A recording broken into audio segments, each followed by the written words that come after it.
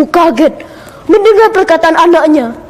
Ya Allah, sadarkanlah anakku Lancang.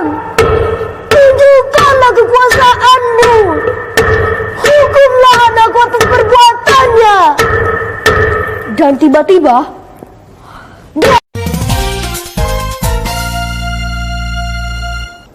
Assalamualaikum warahmatullahi wabarakatuh. Berlayar perahu di pagi hari, singgah sebentar ke Pulau Pandan. Perkenalkan, nama saya Kianur Hafif Hanaki. Salam hangat untuk semua hadirin sekalian. Hadirin dan teman-teman sekalian, pernahkah kalian mendengar tentang kisah si Lancang? Nah, kali ini Kianur ingin bercerita salah satu cerita rakyat yang berasal dari Riau, yang ditulis oleh tim Erlangga for Kids Jakarta. Mau tahu kisahnya teman-teman? Alkisah, di suatu desa di daerah Kampar, hiduplah seorang pemuda rajin dan pekerja keras bernama si Lancang. Ia tinggal di gubuk tua bersama ibunya yang sudah tua. Hidup mereka miskin, sangat-sangat miskin. Setiap pagi, si Lancang dan ibunya bangun pagi-pagi untuk bekerja di ladang orang demi memenuhi kebutuhan hidup sehari-harinya. Suatu hari, si Lancang terfikir untuk merubah hidupnya dan berniat merantau.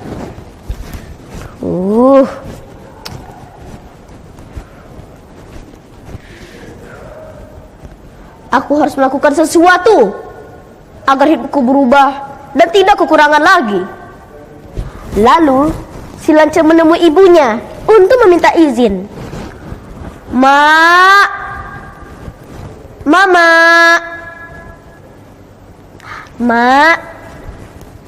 Mak, izinkanlah Lancang merantau ke negeri seberang supaya nasib kita berubah dan tidak susah seperti ini lagi. Nak, engkau adalah anakku satu-satunya. Jika engkau pergi, siapa yang akan menemani emak? Emak juga khawatir jika terjadi sesuatu padamu sedang sana nanti, nak. Emak tidak usah khawatir, ya. Lancang bisa menjaga diri dan bekerja yang rajin. Mak, kalau Lancang berhasil, Lancang tidak akan melupakan emak kok, dan selalu memberi kabar kepada emak. Ya, Mak? Begitulah ucapan si Lancang untuk membujuk dan menenangkan hati ibunya. Dengan berat hati, sang ibu pun mengizinkannya dan berpesan agar selalu ingat pada ibu dan kampung halamannya. Akhirnya, si Lancang pun berangkat merantau ke negeri seberang.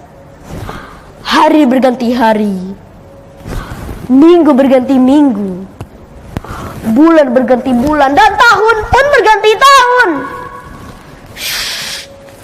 Dan tahukah teman-teman, berkat keuletan dan ketekunannya, si Lancang berhasil. Ia menjadi orang kaya raya dengan berpuluh-puluh kapal mewah, perhiasan, kain sutra, dan bahkan ia memiliki istri yang sangat cantik dari keluarga bangsawan. Memang hebat ya si Lancang ini. Sementara sang ibu masih tinggal sendiri di Kampar, di gubuk tua, dalam keadaan sangat-sangat miskin. Suatu hari, si Lancang berniat pulang ke kampung halamannya, membawa kapal besar, mewah, beserta istri cantiknya, serta banyak pengawalnya. Kabar ini terdengar oleh ibunya yang sedang sakit. Betapa bahagianya hati sang ibu, karena sudah rindu dengan anak satu-satunya. Lancang anakku, engkau sudah pulang, nak. Ibu rindu sekali. Wahai pengawal, izinkan aku menemui anakku Lancang. Aku sudah sangat rindu padanya. Hei! Siapa Anda yang begitu berani ingin bertemu dengan tuanku? Hah? Aku adalah ibu kandung si Lancang. Mohon, izinkan aku menemuinya. Aku sudah sangat rindu padanya. Apa? Kau ibu dari tuanku yang kaya raya ini?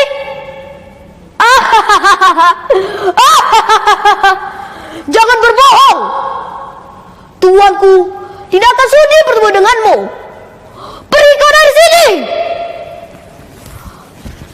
Walaupun diusir, Ibu Lancang tidak mau beranjak dari kapal. Ia memaksa ingin bertemu dengan anaknya Lancang. Situasi pun bertambah ramai dan menimbulkan keributan. Mendengar adanya kegaduhan, si Lancang beserta istri cantiknya berjalan ke atas geladak kapal. Betapa terkejutnya ia menyaksikan perempuan tua berpakaian compang-camping. Yang diusir itu ternyata ibunya sendiri. Melihat si Lancang datang, ibunya sangat-sangat gembira. Lancang anakku, ini ibu nak. Betapa rindunya ibu padamu anakku. Hei! Dia bukan ibuku. Pengawal, bawa perempuan ini turun dari kapalku. Sang ibu kaget mendengar perkataan anaknya. Ibunya jatuh terduduk. Air matanya mengalir. Hatinya hancur.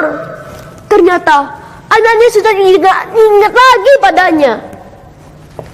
Sang ibu pun pulang ke rumah dalam keadaan sedih dan hancur. Di rumah, ia mengambil benda pusakanya berupa lesung kayu dan sebuah nyiru. Dengan bererai air mata, sang ibu pun memutar-mutar lesung dan mengibaskan nyiru-nyiru, lalu berdoa.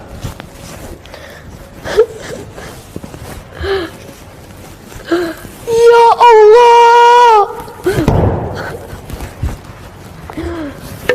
ya Allah, sadarkanlah anakku Lancang, tunjukkanlah kekuasaan-Mu, hukumlah anakku atas perbuatannya.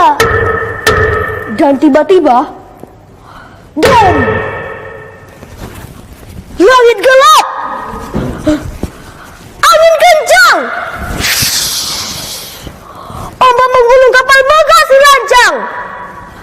Petir menyambar, duar. Tuhan murka padanya.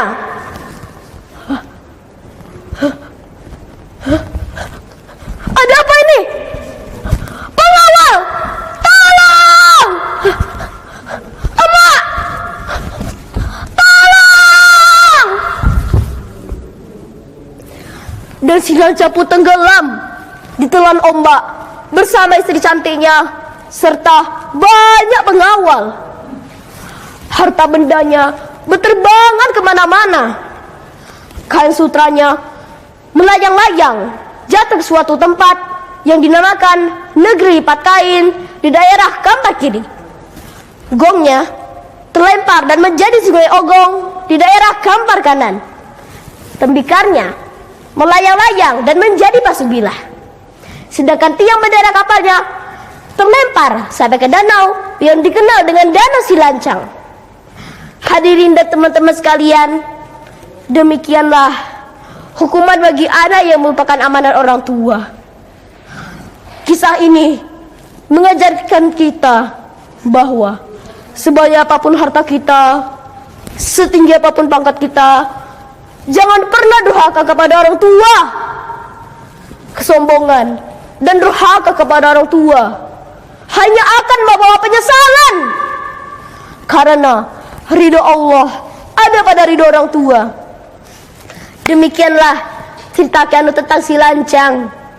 Mohon maaf apabila dan bertutur ada kata yang tidak berkenan. Wassalamualaikum warahmatullahi wabarakatuh.